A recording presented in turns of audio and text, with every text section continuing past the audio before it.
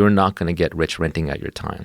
Even lawyers and doctors who are charging $300, $400, $500 an hour, they're not getting rich because their lifestyle is slowly ramping up along with their income, and they're not saving enough. They just don't have that ability to retire. So the first thing you have to do is you have to own a piece of a business.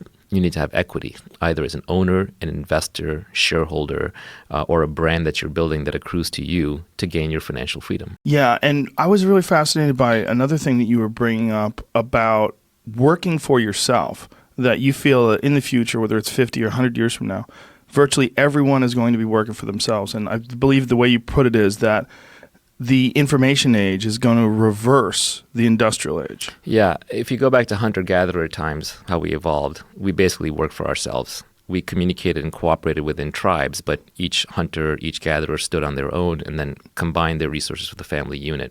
But there was no boss hierarchy where you're like the third middle manager down. In the farming age, we became a little bit more hierarchical as we had to run farms, but even those were still mostly family farms. It's industrial work with factories that sort of created this model of thousands of people working together on one thing and having bosses and schedules and times to show up. The reality is, if you have to go, I don't care how rich you are, I don't care whether you're like a top Wall Street banker, if you have to go, if somebody can tell you when to be at work and what to wear and how to behave, you're not a free person. You're not actually rich.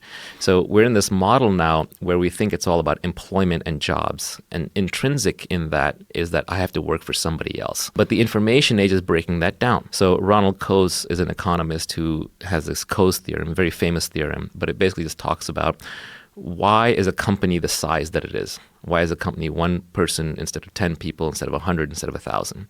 And it has to do with the internal transaction costs versus the external transaction costs. Let's say I want to do something